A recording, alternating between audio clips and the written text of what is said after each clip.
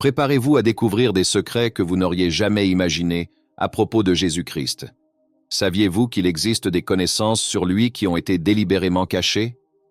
5 connaissances profondes, des révélations effrayantes, voire choquantes, qui ne se trouvent pas dans la Bible telle que nous la connaissons aujourd'hui. Ces vérités touchent à l'essence de notre existence, remettent en question ce qui a toujours été enseigné et défient la compréhension commune de qui Jésus était réellement. Que diriez-vous si je vous disais que ces enseignements pourraient changer la façon dont vous percevez le monde spirituel et votre propre foi? Imaginez la sensation de découvrir quelque chose d'aussi puissant qu'il pourrait ébranler les fondations de vos croyances. C'est ce que vous êtes sur le point de comprendre, et je vous garantis que ce qui va suivre pourrait ne pas être ce que vous attendez. Restez avec moi, car dans les prochaines minutes, nous allons plonger dans un voyage intense et révélateur. Maintenant, réfléchissez avec moi. Pourquoi aurait-il caché ces connaissances?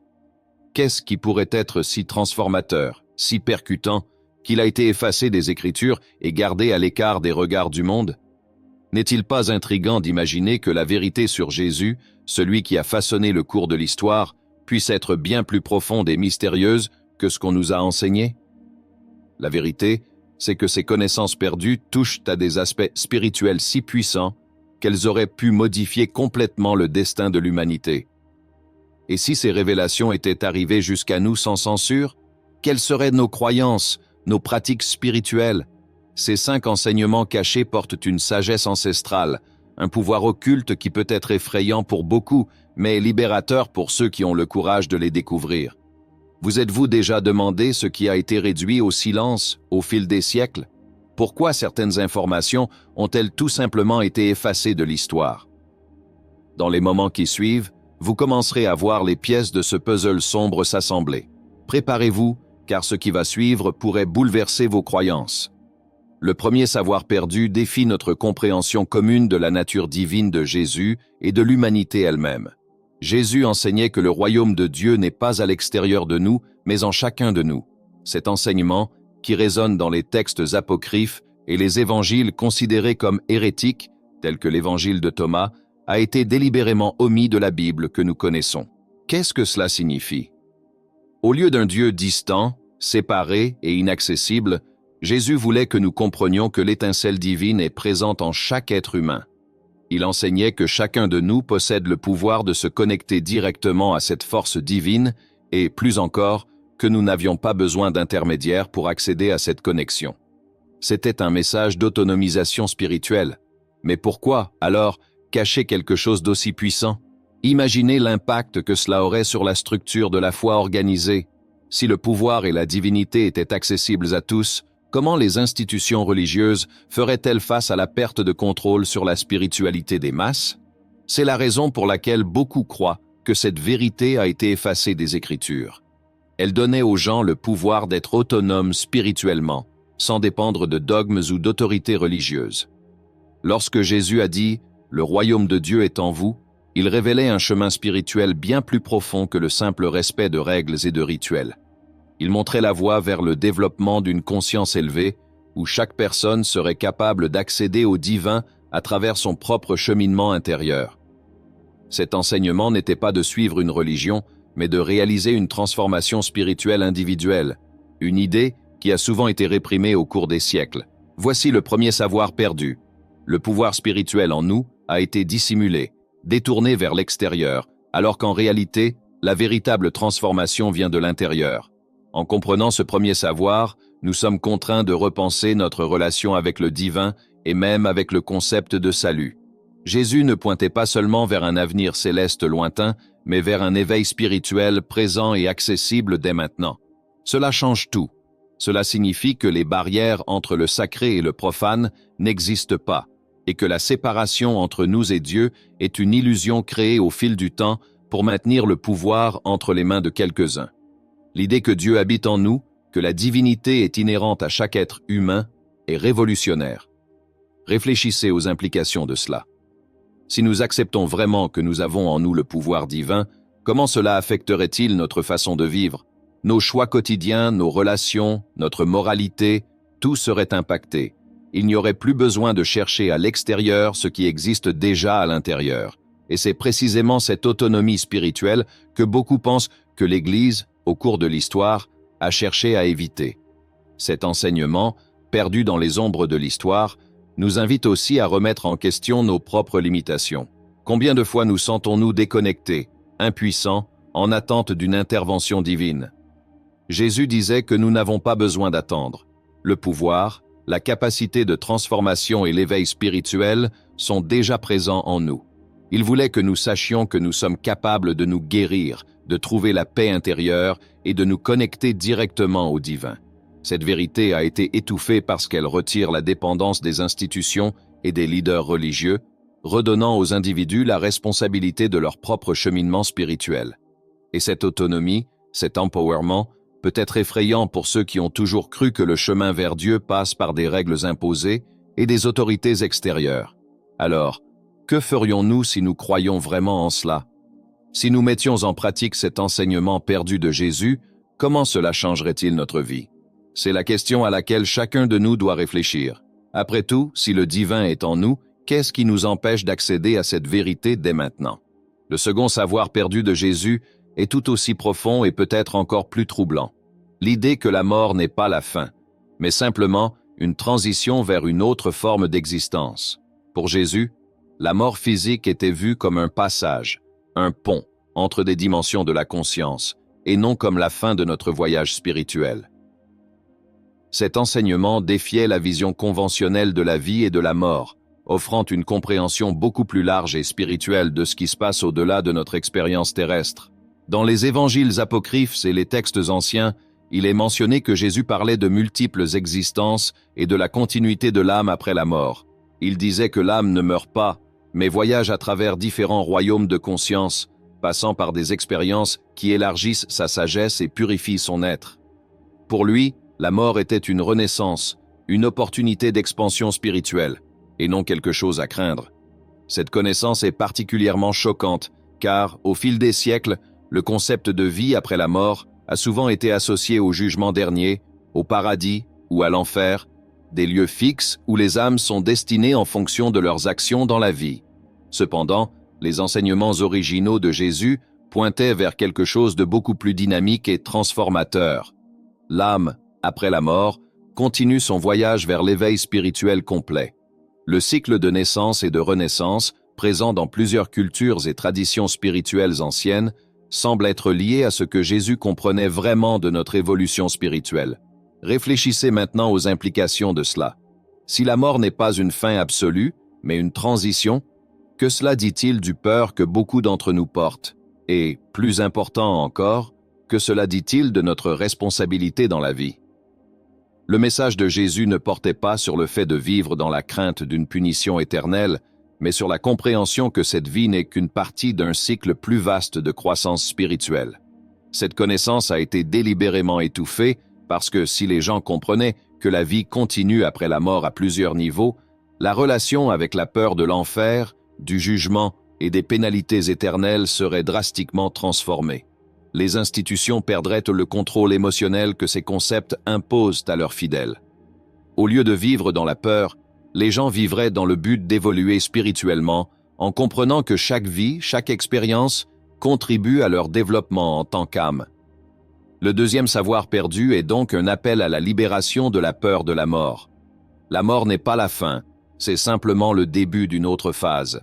Et, tout comme le premier enseignement, celui-ci redonne également aux gens le pouvoir de leur propre vie et parcours spirituel, sans les chaînes de la peur imposées. Le troisième savoir perdu de Jésus va au-delà de ce que beaucoup d'entre nous sommes prêts à accepter. Il enseignait que nous sommes les co-créateurs de notre réalité et que notre foi et nos intentions ont le pouvoir de façonner le monde qui nous entoure. Cet enseignement est révolutionnaire, car il place la responsabilité de notre façon de vivre directement entre nos mains. Jésus parlait souvent du pouvoir de la foi, mais pas dans le sens traditionnel d'une simple croyance. Il disait que la foi, combinée à une intention consciente, était capable de transformer la réalité matérielle. Dans les Écritures qui ont été supprimées ou ignorées au fil du temps, il y a des récits où Jésus disait que « tout ce que vous demanderez avec foi vous sera accordé » et que « si vous aviez la foi grosse comme un grain de moutarde, vous diriez à cette montagne « déplace-toi d'ici à là » et elle se déplacera. Mais qu'est-ce que cela signifie vraiment? Pour Jésus, la foi n'était pas une simple croyance passive en un pouvoir divin lointain. C'était une force active, une énergie qui, lorsqu'elle est alignée avec l'intention et l'action, avait le potentiel de manifester des miracles, de changer les destins et de créer de nouvelles réalités. Ce savoir perdu a été caché pour une raison claire: il donnait trop de pouvoir à l'individu. Si les gens comprenaient qu'ils avaient le pouvoir d'influencer leur vie et leurs circonstances par leur foi, leur intention et leur action, ils n'auraient plus besoin de dépendre des autorités religieuses ou de systèmes externes pour les guider ou les contrôler. Les paroles de Jésus ne concernaient pas la soumission à une force supérieure, mais une collaboration avec le divin. Il nous enseignait que l'univers répond à nos intentions et à notre foi, et que nous sommes des co-créateurs avec Dieu. Imaginez les implications de cela. Si nous savions que chaque pensée, chaque sentiment, chaque intention que nous émettons a un impact direct sur notre réalité, comment vivrions-nous? Comment affronterions-nous nos défis, nos difficultés? Jésus voulait que nous comprenions que le véritable pouvoir réside dans notre capacité à croire et à agir selon cette croyance. La réalité extérieure, selon ses enseignements, est une manifestation de ce qui se passe en nous. Si nous voulons des changements dans nos vies, nous devons d'abord changer en nous-mêmes. Ce troisième savoir perdu révèle à quel point nous sommes puissants en tant qu'êtres spirituels. Ce qui semblait être un miracle dans les mains de Jésus n'était pas inaccessible pour nous, mais le reflet de notre propre potentiel divin. Il ne voulait pas être adoré comme quelqu'un de séparé et de spécial, mais nous montrer que nous pouvons accéder au même pouvoir, à condition d'être conscients de notre rôle en tant que co-créateurs. Cet enseignement a été supprimé parce qu'il remettait en cause les structures de contrôle. Si tout le monde savait qu'il a le pouvoir de façonner sa vie, qu'il a la capacité de manifester des changements, où se situerait le contrôle des institutions sur le destin des gens? Comprendre ce savoir nous libère. Il nous rappelle que notre réalité n'est pas un destin fixe, mais un champ dynamique de possibilités qui répond à notre foi et à nos intentions. Le quatrième savoir perdu de Jésus touche à l'un des mystères les plus profonds de la spiritualité et de la nature humaine elle-même. Il enseignait que la véritable nature de l'être humain est divine et que nous avons été créés pour évoluer jusqu'à devenir un avec Dieu. Cet enseignement va bien au-delà du simple respect de préceptes religieux. Il révèle que le cheminement spirituel ne consiste pas uniquement à obtenir le salut, mais à atteindre une union totale avec le divin, à parvenir à une fusion complète avec le Créateur. Jésus disait souvent, dans des textes qui n'ont pas été inclus dans les Écritures canoniques, que « vous êtes des dieux » et que l'essence de Dieu réside en chacun de nous. Il ne voyait pas l'humanité comme des êtres séparés de Dieu, mais comme des expressions du divin sous forme matérielle, temporairement endormis quant à notre véritable nature. L'idée ici est profonde. Nous sommes en train de nous éveiller, de nous rappeler qui nous sommes vraiment et de notre potentiel infini en tant qu'être spirituel. Ce savoir a été supprimé car il défiait directement les structures religieuses qui reposaient sur l'idée que l'être humain est intrinsèquement pécheur, distant de Dieu, et que le salut ne peut être atteint qu'à travers des intermédiaires et des rituels. Au contraire, Jésus enseignait que notre véritable mission spirituelle est de nous éveiller à cette divinité intérieure et, par cette compréhension, d'évoluer spirituellement jusqu'à devenir un avec le divin. Il ne nous voyait pas comme des êtres condamnés à une séparation éternelle de Dieu, mais comme des êtres en chemin vers la source originelle. Pensez aux implications de cela. Si nous sommes en fait des expressions du divin, cela signifie que nous avons en nous un potentiel spirituel illimité. Notre mission n'est pas simplement de suivre des règles religieuses, mais d'évoluer consciemment, d'élargir notre conscience et de vivre en harmonie avec cette essence divine. Ce savoir remet en question le concept de péché, de culpabilité et même de rédemption. Jésus ne cherchait pas à nous sauver d'un destin éternel de damnation, mais à nous montrer comment retrouver notre état d'origine de divinité, à nous rappeler que nous avons été créés pour être comme lui, des fils et des filles de Dieu, capables de manifester le divin dans tout ce que nous faisons. Ce quatrième savoir perdu nous offre également une nouvelle perspective sur ce que signifie suivre Jésus. Il ne s'agit pas de vénérer sa figure ou simplement de suivre ses paroles, mais de vivre le chemin qu'il a tracé, un chemin d'éveil spirituel, de conscience élevée, d'union avec Dieu. Lorsque Jésus disait qu'il était le chemin, la vérité et la vie, Il faisait référence à ce processus de reconnexion avec la divinité intérieure que nous partageons tous. Cet enseignement a été réduit au silence car il retirait le pouvoir des institutions et redonnait aux individus leur véritable mission spirituelle. Évoluer jusqu'à devenir une expression vivante du divin. Accepter ce savoir transforme totalement la manière dont nous percevons notre existence. Nous ne sommes pas simplement des humains cherchant à gagner la faveur de Dieu, nous sommes des êtres divins en train de nous éveiller, prêts à nous réunir avec la source de tout ce qui est. Le cinquième et dernier savoir perdu de Jésus est, sans doute, le plus troublant de tous. Il enseignait que le véritable ciel n'est pas un lieu lointain où nous allons après la mort, mais un état de conscience que nous pouvons atteindre de notre vivant. Cet enseignement bouleverse complètement la vision traditionnelle du ciel et de l'enfer, remettant en question des siècles de croyances sur la vie après la mort. Jésus voulait que nous comprenions que le royaume des cieux n'était pas un lieu physique réservé uniquement aux justes, mais une dimension de paix, d'amour et d'illumination à laquelle nous pouvons accéder ici et maintenant à travers notre éveil spirituel. Dans les évangiles apocryphes, comme l'évangile de Thomas, Jésus dit « Le royaume de Dieu est répandu sur la terre, mais les hommes ne le voient pas. » Que voulait-il dire par là? Que le ciel ou le royaume de Dieu n'est pas quelque chose d'inaccessible ou uniquement atteignable après la mort, mais une réalité spirituelle présente partout, dissimulée uniquement par notre ignorance et notre manque de perception spirituelle. Pour Jésus, la clé pour accéder à cet état résidait dans la transformation intérieure, dans l'éveil de la conscience à une vérité plus élevée. Ce savoir nous amène à nous interroger sur ce que signifie réellement vivre en paix, en harmonie et en communion avec Dieu. Jésus enseignait que, en purifiant notre esprit et notre cœur, et en nous libérant des attachements matériels et des désirs égoïstes, nous pouvions expérimenter cette demeure céleste, ici même sur terre. Le ciel donc n'était pas une destination lointaine, mais un état d'être, un état de plénitude, de sagesse et de connexion profonde avec le divin. Imaginez l'impact de cet enseignement s'il n'avait pas été occulté. Les gens ne vivraient pas seulement en attendant une récompense après la mort, mais s'efforceraient d'atteindre cette élévation spirituelle ici et maintenant. Cela aurait transformé complètement la manière dont les gens vivent, agissent et interagissent avec les autres. Jésus voulait que nous comprenions que le ciel n'est pas une récompense future, mais une possibilité présente, accessible à tous ceux qui cherchent l'éveil spirituel.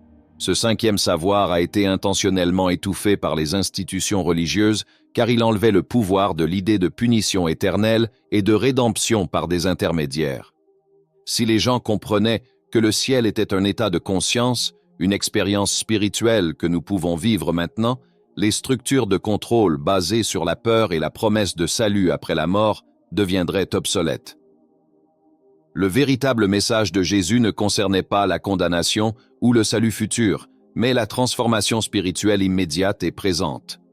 Le cinquième savoir perdu, alors, nous invite à une réflexion profonde. Qu'attendons-nous? Si le ciel est disponible pour nous tous, pourquoi continuons-nous à vivre dans la souffrance, l'angoisse et la déconnexion? Jésus nous a montré le chemin vers cette réalité spirituelle élevée, un chemin d'amour, de compassion, de pardon et de découverte de soi. Tout ce que nous devons faire, c'est nous éveiller à cette vérité, et le ciel se révélera devant nos yeux, ici et maintenant. Ces 5 savoirs perdus de Jésus-Christ révèlent une vérité bien plus profonde et transformatrice que ce qui nous a été enseigné au cours des siècles. Ils nous montrent que le pouvoir réside en nous, que la vie et la mort font partie d'un voyage plus vaste, et que le ciel est un état de conscience que nous pouvons atteindre dès maintenant. Jésus n'est pas venu seulement pour nous enseigner des règles et des rituels, mais pour nous libérer spirituellement, pour nous rappeler notre divinité et l'immense potentiel que nous portons. Si ces révélations ont bouleversé votre vision de la spiritualité, si elles vous ont poussé à remettre en question tout ce que vous saviez sur Jésus et son message, alors ce n'est que le début. Imaginez ce qui a encore été caché de nous, ce qui pourrait encore transformer votre façon de voir le monde et votre propre vie. Ne laissez pas ces savoirs être à nouveau oubliés. Aimez cette vidéo pour que plus de personnes puissent accéder à ces vérités percutantes et abonnez-vous à la chaîne pour poursuivre ce voyage de découverte et d'éveil spirituel. Ensemble, explorons des mystères anciens et des révélations qui peuvent tout changer.